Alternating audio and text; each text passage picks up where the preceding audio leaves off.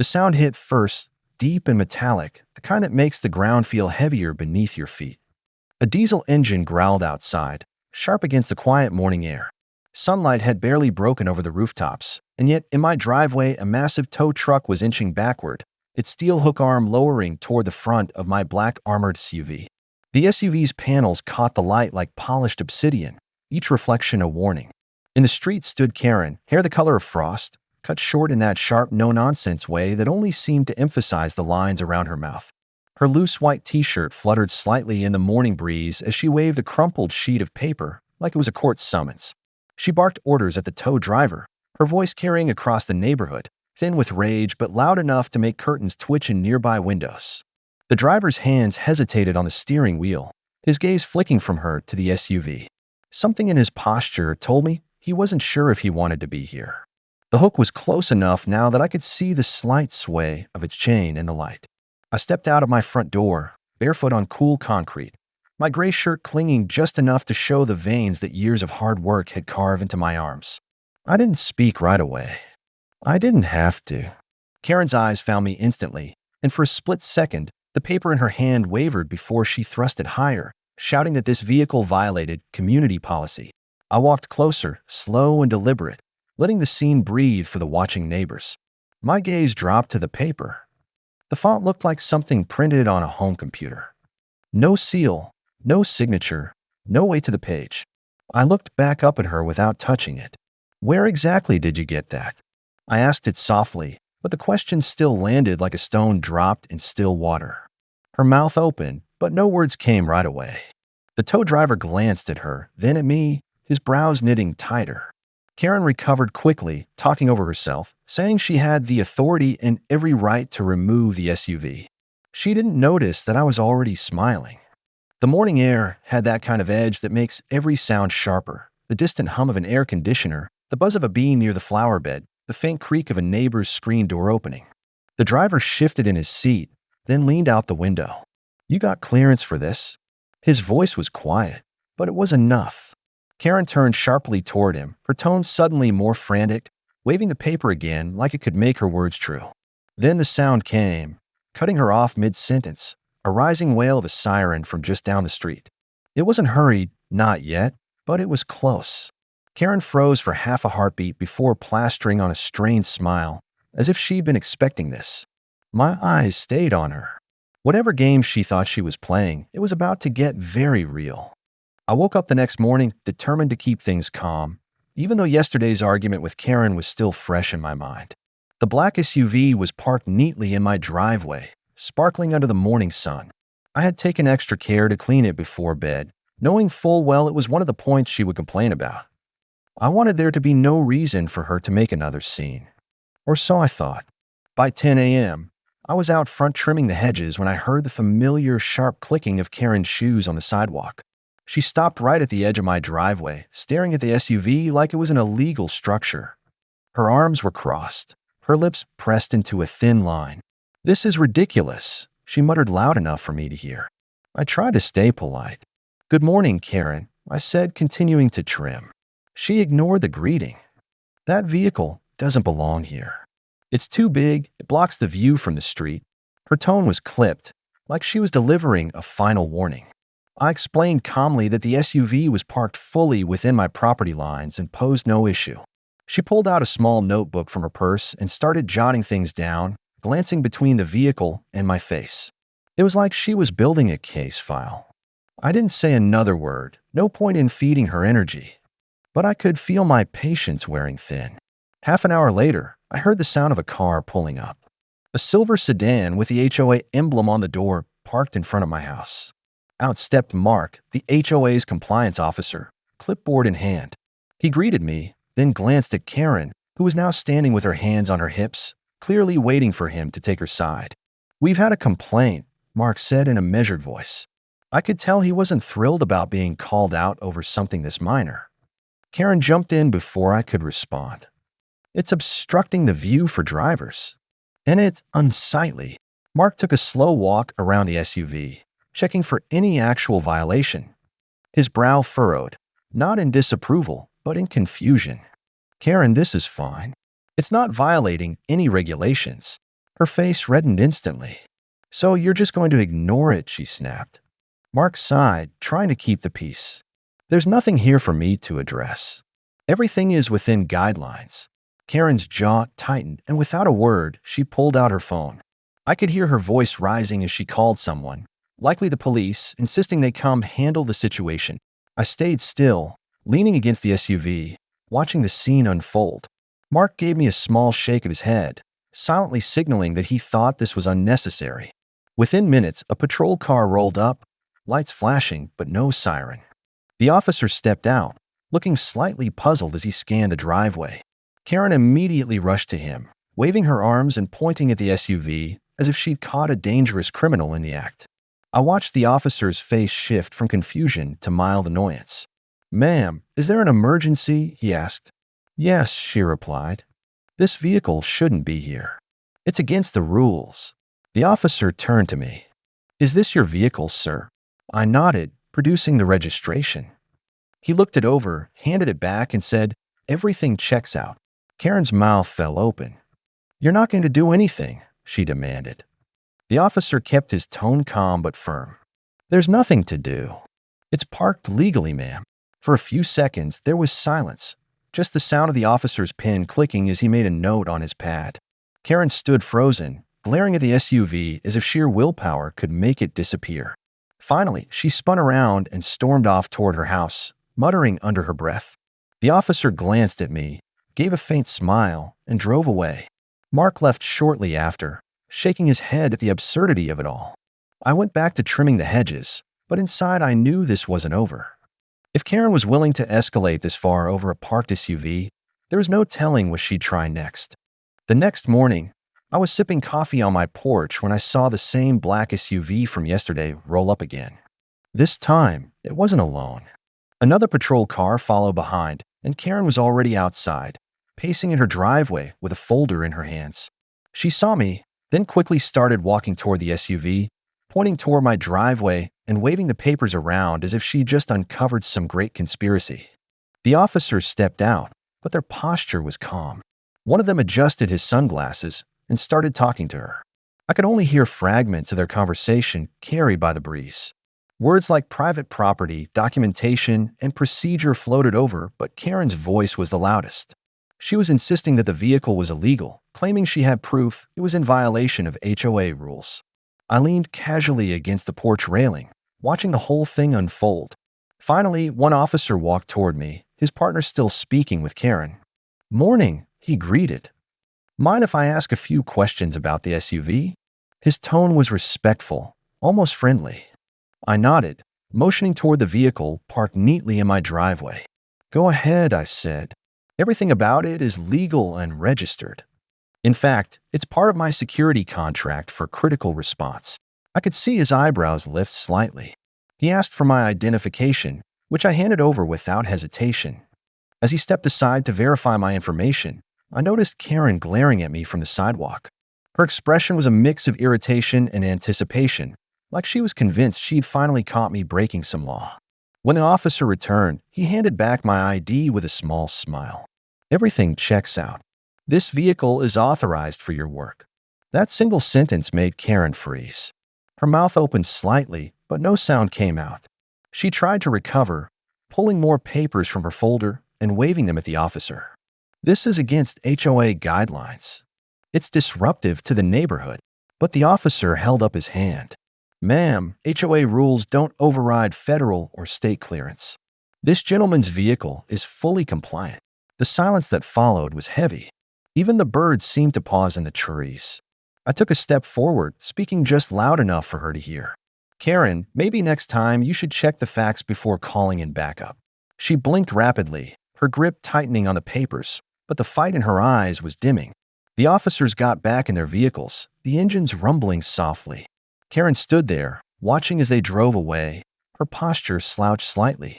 When the last patrol car disappeared down the street, she turned on her heel and walked toward her house without another word. I stayed on my porch for a moment longer, letting the quiet settle over the street. It wasn't just about the SUV anymore. She'd crossed a line, and now she knew I wasn't someone who could be intimidated. As I went back inside, my phone buzzed. A message from a neighbor popped up. Heard what happened. About time someone stood up to her. I smiled faintly, glancing out the window at the empty street. The game had changed, and Karen was no longer holding the winning cards. But I knew this wasn't over. People like her rarely walk away quietly. 2 days passed without a sign of Karen, and the neighborhood felt almost peaceful. I used the time to run some maintenance on the SUV, checking its systems and making sure the equipment inside was in top shape. The vehicle wasn't just for show, it was part of my contract for emergency deployments. Every tool, every compartment served a purpose. I thought maybe Karen had finally accepted the reality, but I should have known better. Late that afternoon, as I was securing the rear storage, I heard the crunch of tires on the pavement. I turned to see Karen walking briskly toward my driveway, a phone clutched in her hand. She stopped a few feet away, her eyes fixed on the SUV. "You're still keeping that thing here?" she asked sharply.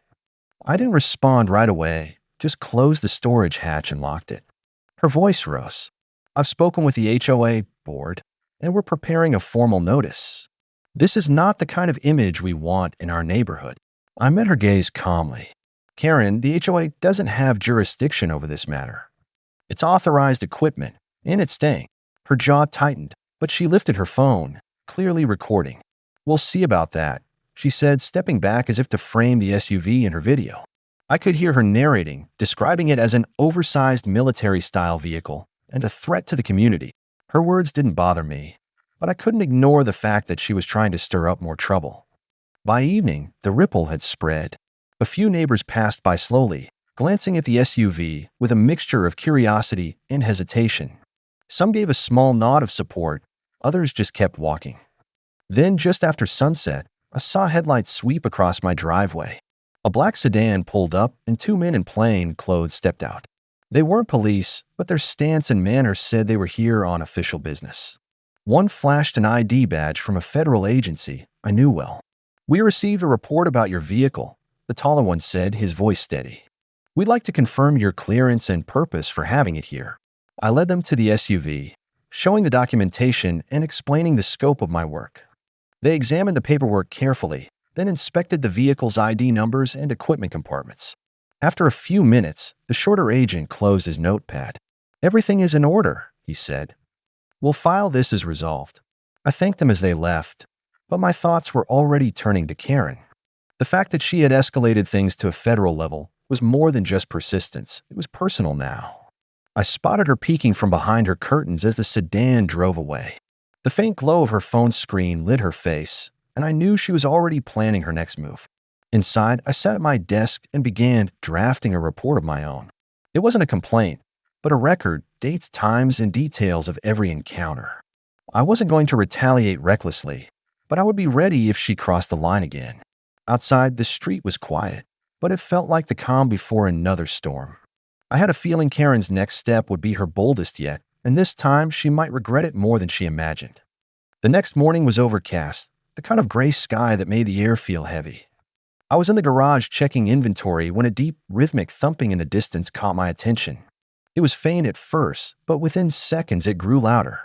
I stepped out into the driveway just in time to see a helicopter approaching low over the neighborhood, the rotor wash kicking up leaves and dust. My phone buzzed with an alert.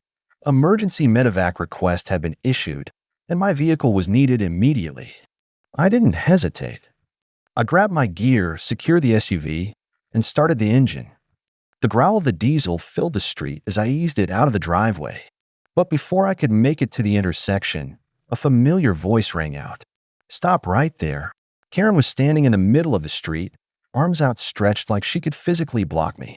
"You're not taking that thing anywhere. I've already called the sheriff." I rolled down the window, keeping my tone calm.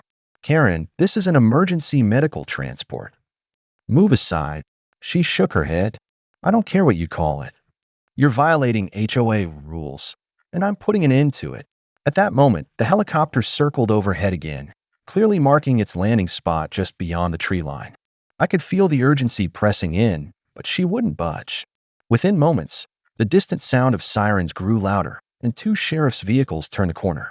The deputies stepped out, looking between me and Karen. One of them approached. "Sir, we got a call about an unauthorized vehicle," he began, but before Karen could speak, my phone chirped with another alert. I handed it to the deputy. On the screen was the official deployment order, complete with federal clearance codes. The deputy's eyes scanned the screen, and then he looked at Karen. "Ma'am, you need to step aside. This vehicle is on active duty right now." Karen's face went pale. Active duty? In this neighborhood? The deputy didn't answer her. He simply waved me forward. I drove past her slowly, the SUV towering over her as she stood frozen in the middle of the road.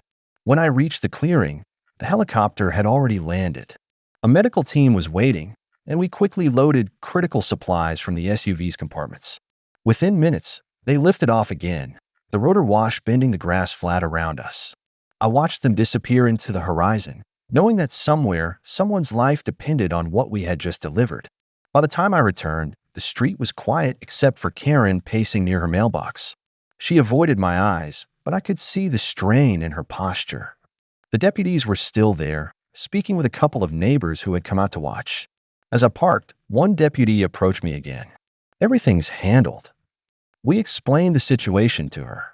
"She won't be interfering anymore." I gave a small nod, though I doubted it was the last time I'd hear from her. That night, I stood in the driveway, looking at the SUV under the soft glow of the streetlights. It wasn't just a machine, it was a lifeline, a promise that I'd answer the call no matter where I was. Karen might have seen it as a nuisance, but today it had served its purpose in the most direct way possible. And though she didn't say a word, I think she finally understood that some things are bigger than her rules. The street was silent, but for the first time in weeks, it felt like peace. A week passed without a single word from Karen, which was unusual. Normally, she found some reason to corner me or leave a note on my door. I thought maybe the helicopter incident had finally made her realize this wasn't just about her personal preferences. But peace in this neighborhood never lasted long. It was a quiet Saturday morning when I noticed an unfamiliar black SUV parked at the end of the street. It had tinted windows and no visible plates. I kept an eye on it while washing my own vehicle, but it didn't move. About 20 minutes later, Karen appeared from around the corner, walking briskly toward the SUV. She leaned into the passenger window, talking to someone inside. They stayed there for a while before she pointed directly at my driveway. I felt the shift in the air before anything even happened. The SUV pulled forward slowly, stopping right in front of my house. Two men stepped out, one in plain clothes with an earpiece, the other in a black jacket with an official seal. The taller one approached me first. "Sir, we need to ask you a few questions about your vehicle," he said in a firm, professional tone.